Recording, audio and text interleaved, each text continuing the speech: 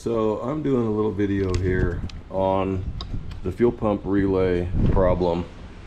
This is a 2015 Ram 1500, and this is a common problem on these Rams and some years around it. I don't know for sure which years, and some other vehicles as well, other Jeeps and other Chrysler products that use the fuel pump relay soldered onto the circuit board process or system in their vehicles.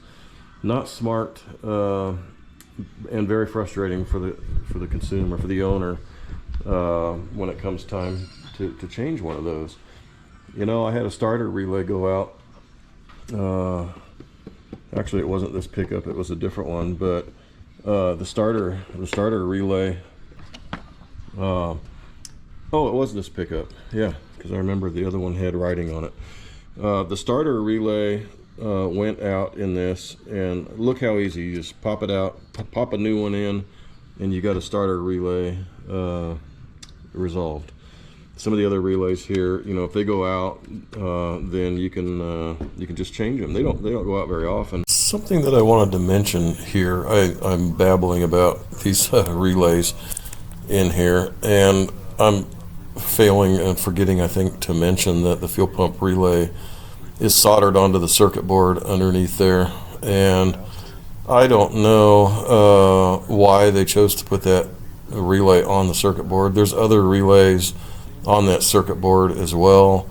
You got your windshield wiper, a couple of different relays for your windshield wipers and the delay or whatever. And so if your windshield wipers stop working, then you've got a relay that's soldered onto your circuit board. They've got some other relays in there that I can't remember what they go to, maybe air conditioner or something. But the fuel pump relay is something that gets a lot of work, and I think one of the points that I wanted to make here is that a relay like that really needs to be accessible so that you can change it out if or when it fails. But obviously Chrysler thought otherwise. Some of the frustrating part, though, is that there are some differences between the vehicles in terms of how they're wired, in terms of how the fuse box looks. Like the 2012 and prior, it has the fuel pump fuse over here somewhere. On my pickup, the fuse used to go right here in this location. I've just got it sitting right here right now because I completely bypassed it. And that's what I'm going to be talking about in this video a little bit. You know, you got decisions to make when your fuel pump relay goes out in these vehicles, and there's really a few choices that you can make, and one of them is a horrible one, because replacing the TIPM is one of them, and that puppy is expensive. So and you hate to replace the whole TIPM just because of one fuel pump relay. But because of the fact that they solder the fuel pump relay internally, so it's underneath this part, you have to take this apart, and all of these little prongs separate. You could take all the clips off the bottom, completely remove it. That part's not too bad. I've had this out a few times now on this process, and taking this out with these little side clips is super easy. Undoing the connections underneath is super easy, no problem there. It's just separating the unit. All those little prongs become separated, and then you got to carefully put it back together again. And in between that, you've got to desolder the old fuel pump relay off of the circuit board, and then solder in a new one. Well, after all that work, and if you're planning on keeping your truck for a while, and if you break down on the side of the road because the fuel pump relay went out again, it's not an easy fix to get going again. So that's the second option that you have, is soldering a new one on the board itself. The third option, I think, is the one that most people are going with, is what I went with, is buying an aftermarket fuel pump relay and just bypassing the one in here. And now the fuel pump relay is on the side here with a harness underneath it. I marked the numbers on it as I was wiring it, to make it easy. And in the future, in case I needed to put a new fuel pump relay on here, I want to make sure that the prongs are the same, because some makers might have the prongs in a different location, and in case the wiring harness didn't work. Now, I ended up buying a spare and I keep it in my glove box. So now if this went out in the future on the side of the road, I could repair this in a matter of 5 seconds. I mean, unplug this, plug it in the new one, and I'm back on the road again. Let me show you what I do in case this sparks an interest in anybody else to do the same thing. In case anybody else is interested in doing it, you may do this. A lot of people do, I'm sure. I'm not the only one who does this. But in the glove box, I keep a bag of all the types of fuses that are in that TIPM and in the other fuse box. The big ones, you know, the bigger double fuses, whatever you call those. Relays, got a starter relay and a fuel pump relay in this bag, ready to go. I got a bunch of the little fuses in a little kit that I got off Amazon. I've even got a couple lights in here. But anyway, that's neither here nor there. And you don't say that until you get old. Neither here nor there. 6 and 1/2 dozen or the other. You don't start saying those things until after you hit about, I don't know, 50 some years old. You start saying those stupid sayings. So I'm officially old, yes indeed. Anyway, I know I'm digressing, but I'm talking a little bit about planning, a little bit about this repair in case it helps other people, because it's a big decision, you know, of what to do when you're trying to figure out how you're going to repair your fuel pump relay. But you know what? If I could go back in time, I would have done this repair ahead of time. You know, once you hit 100,000 miles or so, just go ahead and put this external fuel pump relay on ahead of time so you don't break down in the future.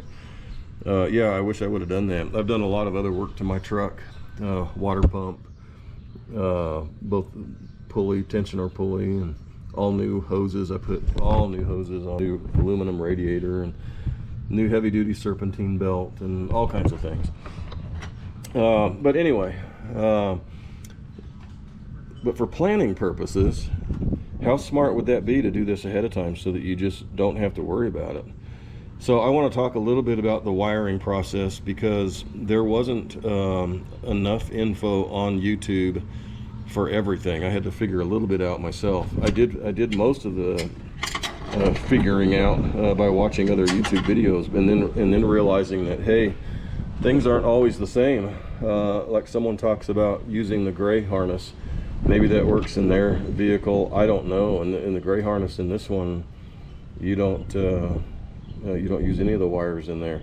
In case you're wondering what I'm talking about, underneath where all the different harnesses connect to the bottom of the TIPM here from underneath, they're color coded, so they can only go back one way. You put the blue harness on the blue connector, the black harness, you know, and so forth. Gray, can't remember what other colors there are, but you only need to do this fuel pump relay job. You only need 2 of them. That's the blue one and the black one, and that's what I'm going to talk about.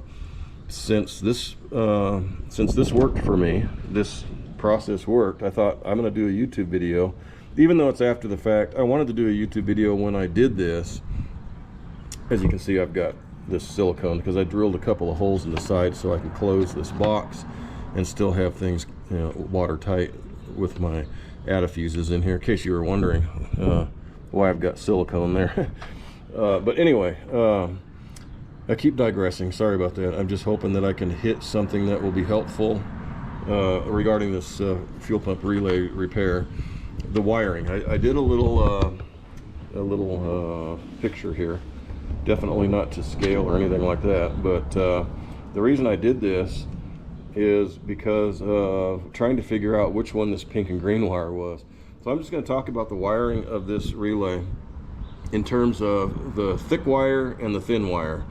In other words, the heavy gauge wire, 12 gauge wire that goes directly to your fuel pump, and that of course is hooked up between the 30 and the 87 pin. So that's going to be over here and over here. You see 87 I wrote on the side right here. I don't know if you can read that from the video or not, but I really should have marked the top of this one.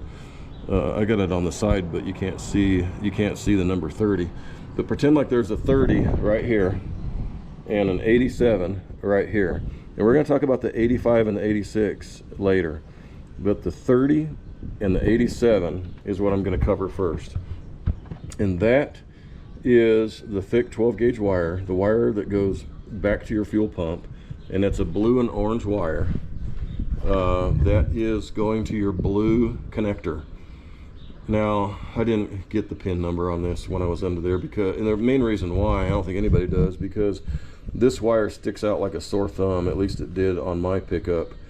Hopefully it will on yours as well, because it's the only 12 gauge wire. It's the only blue and orange wire.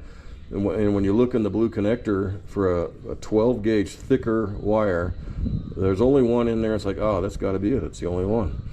And sure enough, it was. So that wire goes to your 87 terminal. And the 30 wire, which is the other side of that 12 gauge wire, is what's going to go directly to power. You could go to your battery. I've got mine going to this post here on the TIPM itself, because it's always hot. And so there's a 30 amp fuse in there, and you can see that on my truck. It's right here, and I just went ahead and wrote fuel pump on it for the future when I get old and senile and I won't remember what I did. Then now this fuel pump fuse has been bypassed, and that's why it's just sitting here. I need to put it in my little baggie in the glove box. And there you go. Bypass the fuel pump relay and the fuse permanently, and just not deal with the one soldered to the circuit board anymore. So that's half of it. Easy to find that one. You cut this one because you're not using it anymore. You're completely bypassing it.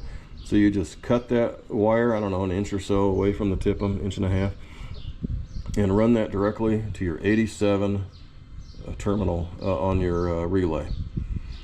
All right, so the other side of that's the 30. We talked about that. That's also a 12 gauge wire that goes there. So the other side of that, this is where I had problems in mine, and I'll tell you why. We're using the black connector, and we're using pin number 28 and 25. And here was my problem, that I had to really rack my brain and do research and pull wiring schematics and try to figure out what I'm doing, all because of one little thing that people didn't mention. I wish they would, but they didn't. So this is the main reason why I'm doing a video. I had no idea that the bottom of these connectors are numbered in some places. Some of them aren't, because it kind of depends on if the manufacturer had room to stamp a number in the plastic in various places around these connectors. In my particular connector, the black connector, number 28 is not marked. However, number 27 right next to it was marked, and then when and you kind of look at the sequence, there's 20, 27, 28, 29, maybe 30 or 31 was marked, so you can kind of see, oh, they're going that direction. So if 27's here, then 28 is right next to it, and sure enough, number 28 was a pink and green wire, so I went with that one. So let's talk about these other two wires. These are the switched wires. So in other words, this is when your PCM is going to tell the fuel pump to, the relay to turn the fuel pump on. And the reason why you don't cut number 28 is because the other end of that wire still needs to go over to the PCM. So number 28, you tap into this wire. You can depin it. I didn't want to chance depinning and maybe bending a terminal, bending something. I didn't depin it. I went ahead and temporarily cut it so that I could put some heat shrink on it. You can just strip it back and solder it and, I don't know, black tape it up, whatever you want to do. But or you can cut it temporarily and tie the pink and green that's going to be going to the 85 to the other two ends. You can do it that way. That's the way I did it, and slide some heat shrink on, and then you can slide it up over it and shrink it all together there. But anyway, you got to remember to not leave this one cut, since the other end of that wire, the existing wire, needs to continue to go to the PCM over here on the firewall. So splice into that one and send that to number 85. And as a little side note, on 4-pin relays, I almost hesitate talking about this because I don't want to cause someone to do something wrong, but I'm going to mention it anyway. But because this right here, it doesn't matter if this pink and green went to the 86 or the 85 and this brown went to the, in other words, you could swap these two and it would be fine. It's not good to get into that habit, because on the 5-pin relays, sometimes you can't do that, or maybe all the time you can't do that. On a 5-pin relay, you've got an 87A, and basically the way the relay is set up, it's either connected to the 87A or the 87 when this, you know, magnetizes and connects it. And so that might be for, I don't know, window up and down, or high beam, low beam situation, something where there's like two different connections. But we're not dealing with that in a 4-pin relay. So technically you could put the pink and green on the 86 and the brown on the 85. But the right way to do it is the pink and green on the 85 pin, spliced into it. And the last wire, the number 25 wire, and by the way, that was marked on the bottom of my black connector. I could actually see the number 25 right there stamped on, tiny little numbers. The first time I looked, I didn't even see it, because I was looking and I thought, oh, they didn't mark any of the terminals. But I had to really look and then find out that, oh, they are periodically marking some of them, just not very many of them, but some of them. And then you just kind of figure it out from the ones that are marked, you know, what the other ones are. And so that saved my bacon right there. And then that's a brown wire that you can cut. You don't need the other end of that anymore. You just need to run that brown wire to, of course, not the one that's coming off the terminal. You're cutting it and you're leaving it dangling from the terminal. You don't need that anymore. And now you're going to take the wire and tap, you know, and connect to the end of that wire and run the brown wire to number 86. So to recap, you cut this one and you don't use the wire coming out of the connector anymore. You just, you know, heat shrink something on the end of it so it doesn't have any, you know, little bare wire on the very end tip of it, and you don't need it anymore. And the number 25 brown wire, same thing. Cut it off. You don't need this wire anymore. Cut it right here, and you don't need that anymore. Then you tap into the other one and send it to the 86. This one you need to tap into that, not cut it permanently. You can cut it. The only reason I mentioned cutting it is so you can get heat shrink on it. You don't have to cut it. You could just tap into it, you know, expose some wire on it, tap into it, and then black tape it up or something, if you don't want to depin it like I didn't want to. But anyway, yeah, I'm talking about this quite a bit because it's important to get the right wires. And the reason why it was a big issue for me is on my black terminal, I had 3 pink and green wires on this. In another video that I was watching, there was only 1 pink and green wire, so the guy really didn't focus on the need in his situation to point out, you know, which one it is, because it kind of like this one in my truck, it's the only blue and orange thick wire. You might come across something different, and if you do, I apologize for not tracking down what number that is. I just didn't I didn't look for what terminal that is, but I don't think you're going to need it. On all the videos that I saw and on my truck, there was only 1 12 gauge thicker blue and orange wire in that connector. So there you go. Wiring a new relay is pretty simple. You just disconnect the battery before you pull up your TIPM out of there. You disconnect kind of a lot of the connectors, maybe not the bottom 1 or 2, enough to just like lean it all the way forward. I took the nut off of the I took this nut off of the end of that terminal also, just to create more flexibility for the whole thing. Flip the whole thing up, very easy. I took off a few connectors here, definitely the blue and the black one because you need those. Took off the gray one and maybe a couple more, I can't remember.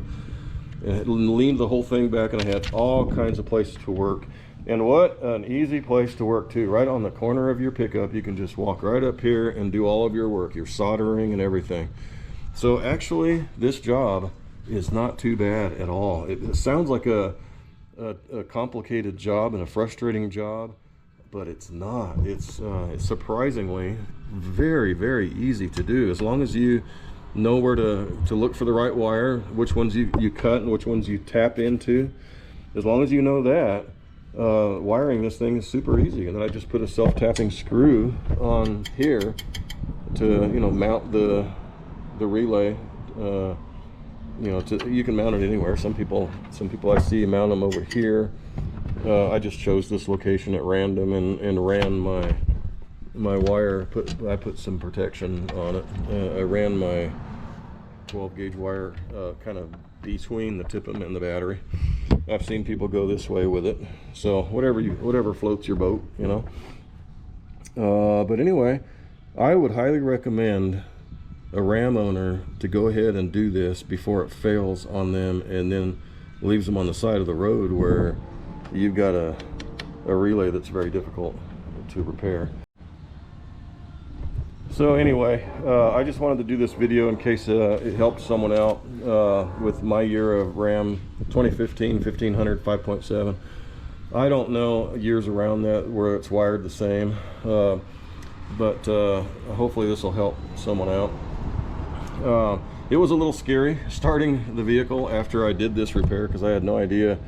I imagine if you hook up something wrong in there, you could you know, something else isn't going to be working, or I don't know, start a fire. I have no idea.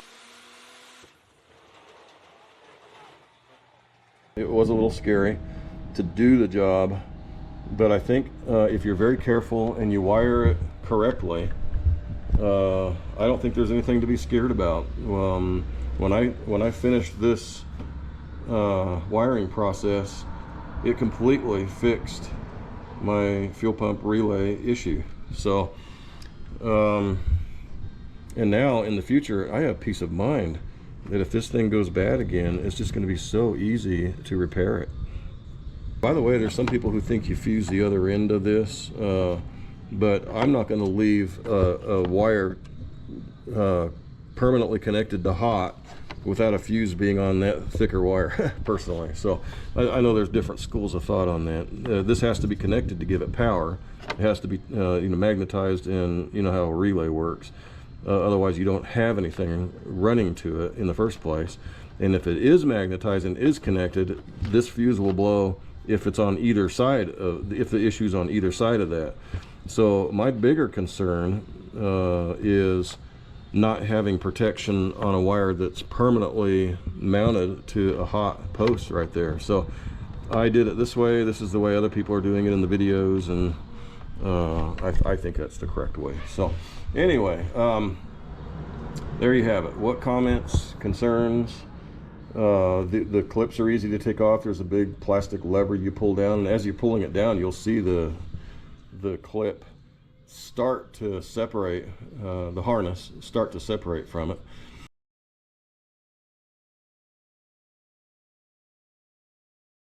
And they're very easy to take off. I just wiggled them a little bit. One of them, I had one of them that was kind of a little tight, and I just wiggled, and it came loose just fine. So very easy job. You can do it. I think anybody can do it,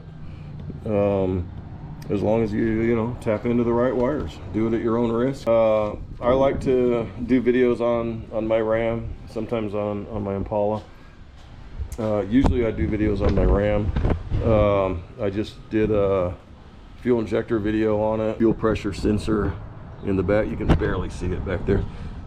I did that video on it. I did a really in-depth video on installing my aluminum radiator and the water pump and things like that. So anyway, I hope you like and subscribe if you like talking about Rams and upgrades, and if anybody has any suggestions of videos they'd like to see, I'll consider doing that, especially if it's something I can improve my Ram on. I'm always wanting to improve things on it. I've got LED high-end low beams, and I've got a level kit on here, and I just you know, I just love doing things to my Ram.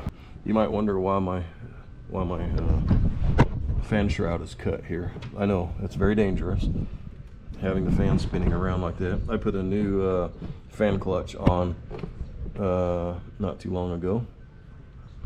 Well, the reason I'm doing this is I've got a thicker radiator in here, and if you see how close my fan shroud is to my AC lines there, if I were to need to do a serpentine belt on the side of the road, I am not going to be able to do it. I just won't be able to do it. I opted to make it a real easy repair. And I know a lot of people may not want to do that. So far I haven't had any issues with overheating or anything like that. And so far I haven't had any issues with chopping my fingers off, luckily. I don't recommend doing this. It's not safe. However, I do things. I'm just a rebel, man. I'm just a wild man. So I like to do videos like this to see if I can help someone else out. It's fun to share ideas, experiences, problems that you've come across, how to fix those, because we all benefit from each other. And I'm about to do a video on ball joints. I just ordered this multi-purpose OMT, ball joint kit here. I don't know if this will do universal joints or not. I was thinking this will do universal joints too, but I'll have to do some more reading up on this and see which ones to use to get the lower ball joints out. Uppers, I think I'll probably just replace the whole control arm on mine. I'll have to decide. I have some Pro Comp Pros on here that are 4 years old. And if you're thinking about, taking your kids to Disneyland or taking your wife out to a fancy restaurant or something, or watching me put on ball joints on this pickup, you know what the right choice is. You know how important your Ram 1500 is.